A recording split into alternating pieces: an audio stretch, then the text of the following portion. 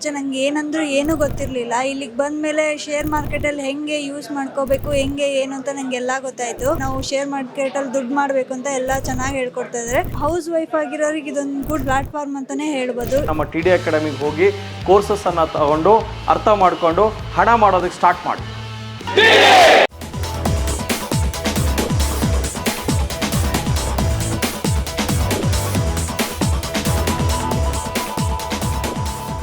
Hi friends, ಇದು mastmaga.com international bulletin ಸುತ್ತು ಜಗತ್ತು. ನಾನು ಅಮರ್ ಪ್ರಸಾದ್. ಇಸ್ರೇಲ್ ಹಿಜ್ಬುಲ್ಲಾ ಕಾಳಗದಲ್ಲಿ ಮಹತ್ವದ ಬೆಳವಣಿಗೆಯಾಗಿದೆ. ದಕ್ಷಿಣ ಬೀರೂತ್ನಲ್ಲಿ ಹಿಜ್ಬುಲ್ಲಾಗಳ ಟಾಪ್ ಕಮಾಂಡರ್ ಒಬ್ಬನನ್ನ ಇಸ್ರೇಲ್ ಹೊಡೆದು ಹಾಕಿದೆ. ಇಬ್ರಾಹಿಂ ಅಖೇಲ್ ಅನ್ನೋ ಈತ ಇಸ್ರೇಲ್ಗೆ ಮೋಸ್ಟ್ ವಾಂಟೆಡ್ ಪಟ್ಟಿಯಲ್ಲಿದ್ದವನು. ಸೊ ಆತನು ಸೇರಿದ ಹಾಗೆ ಕನಿಷ್ಠ 14 ಮಂದಿಯನ್ನ ಇಸ್ರೇಲ್ ಹತ್ಯೆ ಮಾಡಿದೆ. ಘಟನೆಯಲ್ಲಿ 66 ಜನ ಗಾಯಗೊಂಡಿದ್ದಾರೆ. ಈ ಮೂಲಕ ಕಳೆದ 2 ತಿಂಗಳಲ್ಲಿ ಫೌದ್ ಶುಕರ್ ನಂತರ ಮತ್ತೊಬ್ಬ ಟಾಪ್ ಕಮಾಂಡರ್ನನ್ನ ಹಿಜ್ಬುಲ್ಲಾ ಕಳ್ಕೊಂಡಂತಾಗಿದೆ.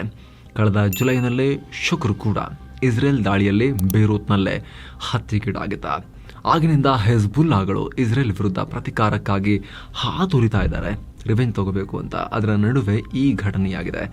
ಇನ್ನು ಹತ್ಯೆಗೀಡಾದ ಇಬ್ರಾಹಿಂ ಅಖೇಲ್ ಹಿಜ್ಬುಲ್ಲಾಗಳ ಬಲಿಷ್ಠ ಸೇನೆ ರಾಡ್ವಾನ್ ಫೋರ್ಸ್ನಲ್ಲಿ ಇಂಪಾರ್ಟೆಂಟ್ ಫೇಸ್ ಆಗಿದ್ದ.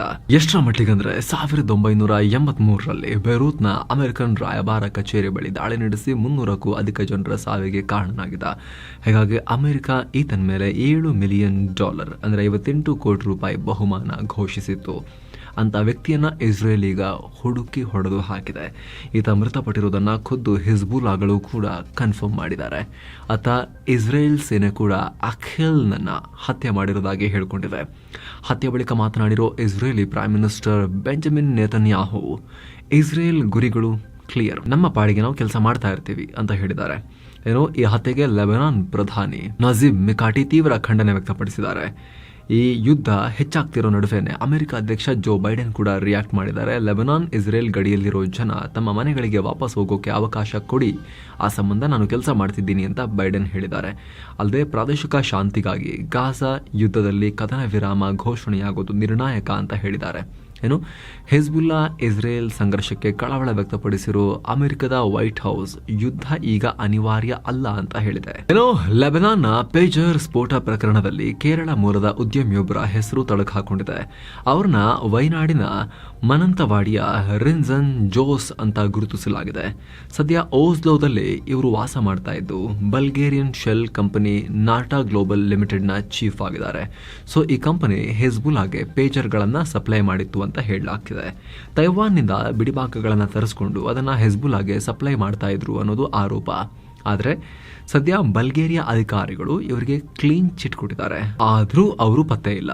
ಬಹುಶಃ ಅಮೆರಿಕ ಅಥವಾ ಬೇರೆ ಕಡೆ ಪಲಾಯನ ಮಾಡಿರಬಹುದು ಅಂತ ಹೇಳಲಾಗ್ತಿದೆ. ಏನೋ PM ನರೇಂದ್ರ ಮೋದಿ ಇದೀಗ ಅಮೆರಿಕದ ಕಡೆಗೆ ಪ್ರಯಾಣ ಬೆಳೆಸಿದ್ದಾರೆ. 3 ದಿನಗಳ ಕಾಲ ಮೋದಿ ಅಮೆರಿಕದಲ್ಲಿ ಇರುತ್ತಾರೆ. ಹೊರಡೋಕು ಮುಂಚೆ ಮಾತನಾಡಿದ ಮೋದಿ, ನನ್ನ ಕೊಲೀಗ್ಗಳಾಗಿರೋ ಅಮೆರಿಕದ ಅಧ್ಯಕ್ಷ ಜೋ ಬೈಡೆನ್, ಆಸ್ಟ್ರೇಲಿಯಾದ ಪ್ರಧಾನಮಂತ್ರಿ ಆಂಟನಿ ಅಲ್ಬನೀಸ್, ಜಪಾನ್ ಪ್ರಧಾನಮಂತ್ರಿ ಫುಮಿಯೋ ಕಿಶಿದಾರನ್ನ ಭೇಟಿ ಮಾಡೋಕೆ ನಾನು ಲುಕಿಂಗ್ ಫಾರ್ವರ್ಡ್ ಅಂದರೆ ಎದುರು ನೋಡ್ತಾ ಇದ್ದೀನಿ. ಕ್ವಾಡ್ ಅನ್ನೋದು ಇಂಡೋ ಪ್ಯಾಸಿಫಿಕ್ ಭಾಗದಲ್ಲಿ ಶಾಂತಿ, ಪ್ರಗತಿ ಮತ್ತು ಸಮೃದ್ಧಿಗಾಗಿ ಕೆಲಸ ಮಾಡೋ ಸಮಾನ ಮನಸ್ಕರ ಗುಂಪು ಅಂತ ಹೇಳಿದ್ದಾರೆ. ಜೊತೆಗೆ ಜೋ ಬೈಡನ್ರನ್ನ ಭೇಟಿ ಮಾಡೋದ್ರಿಂದ ಭಾರತ ಅಮೆರಿಕ ನಡುವಿನ ಸ್ಟ್ರಾಟಜಿಕ್ ಪಾರ್ಟ್ನರ್ಶಿಪ್ ಇನ್ನಷ್ಟು ಡೀಪ್ ಆಳ ಆಗುತ್ತೆ ಅಂತ PM ಮೋದಿ ಹೇಳಿದ್ದಾರೆ. ಏನೋ ಸೆಪ್ಟೆಂಬರ್ 21ನೇ ತಾರೀಕು ಅಮೆರಿಕಗೆ ಭೇಟಿ ನೀಡಲಿರೋ ಮೋದಿ ಮೊದಲು ಡೆಲವೇರ್ನಲ್ಲಿ ನಡೆಯಲಿರೋ ಕ್ವಾಡ್ ಶೃಂಗಸಭೆಯಲ್ಲಿ ಪಾಲ್ಗೊಂಡು ಅಲ್ಲಿ ಚರ್ಚೆಗಳು, ಮೀಟಿಂಗ್ಗಳೆಲ್ಲ ಬ್ಯಾಕ್ ಟು ಬ್ಯಾಕ್ ಇರುತ್ತೆ. ಸೆಪ್ಟೆಂಬರ್ 22ನೇ ತಾರೀಕು ಅನಿವಾಸಿ ಭಾರತೀಯ ಸಮುದಾಯದವ್ರನ್ನ ಉದ್ದೇಶಿಸಿ ಮಾತನಾಡ್ತಾರೆ. ಅದರಲ್ಲಿ ಸುಮಾರು 50,000 ಅನಿವಾಸಿ ಭಾರತೀಯರು ಭಾಗಿಯಾಗ್ತಾರೆ.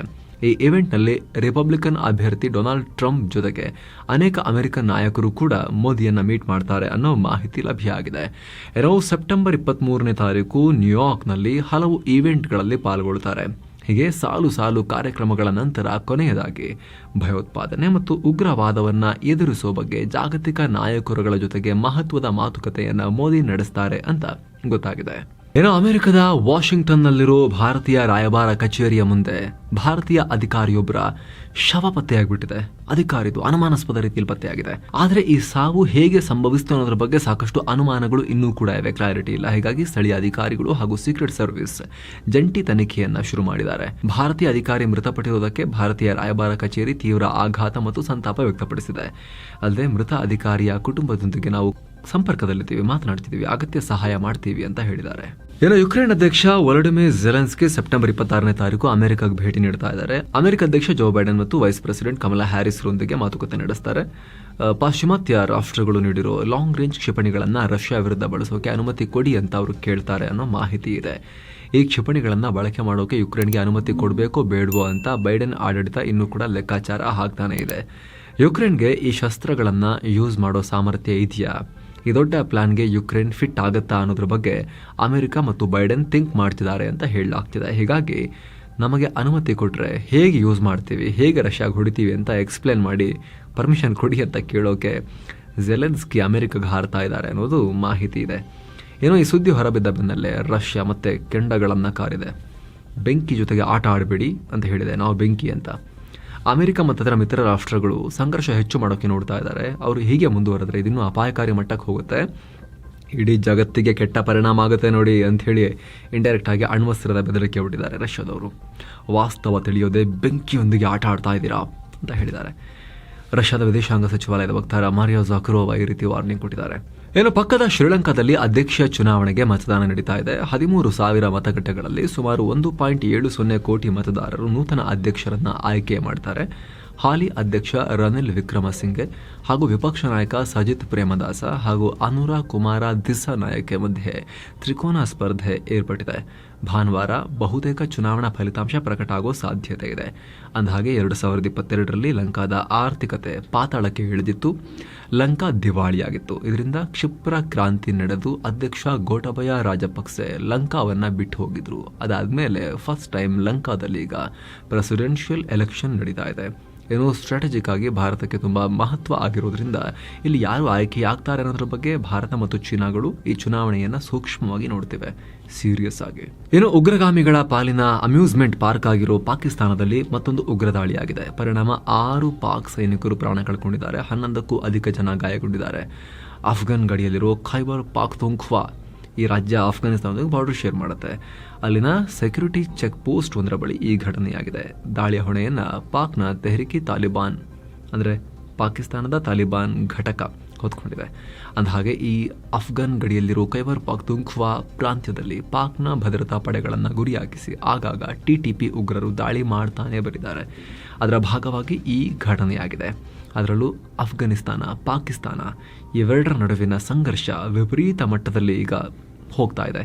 ಆ ಹೊತ್ತಲ್ಲಿ ಇವರಿಬ್ರು ಜಗಳ ಆಡ್ತಿರೋ ಹೊತ್ತಲ್ಲಿ, ಇಂಟರ್ನ್ಯಾಷನಲ್ ಲೆವೆಲ್ಗೆ ಇವರ ಜಗಳವನ್ನು ವಿಶ್ವಸಂಸ್ಥೆ ಮಟ್ಟಕ್ಕೆ ತಗೊಂಡು ಹೋಗ್ತಿರೋ ಹೊತ್ತಲ್ಲಿ ತಾಲಿಬಾನ್ ಅಂದರೆ ಪಾಕಿಸ್ತಾನದ ತಾಲಿಬಾನ್ ಘಟಕ ಪಾಕಿಸ್ತಾನಕ್ಕೆ ಸರಿಯಾಗಿ ಹೊಡೆದಿದೆ. ಮತ್ತೊಮ್ಮೆ ಸೂರ್ಯ ಮುಳುಗದ ಸಾಮ್ರಾಜ್ಯ ಅಂತ ಒಂದು ಕಾಲದಲ್ಲಿ ಕರೆಸ್ಕೊಳ್ತಾ ಇದ್ದ ಬ್ರಿಟನ್ ಈಗ ದಿನ ಬೆಳಗಾದ್ರೆ ಸಾಕು ಸಮಸ್ಯೆಯನ್ನ ಫೇಸ್ ಮಾಡ್ತಿದೆ. ಸಾಲ ಹಲವು ವರ್ಷಗಳ ನಂತರ ಇದೇ ಮೊದಲ ಬಾರಿಗೆ ಬ್ರಿಟನ್ನ ಸಾಲ GDPಯ 100%ನಷ್ಟು ಮುಟ್ಟಿದೆ.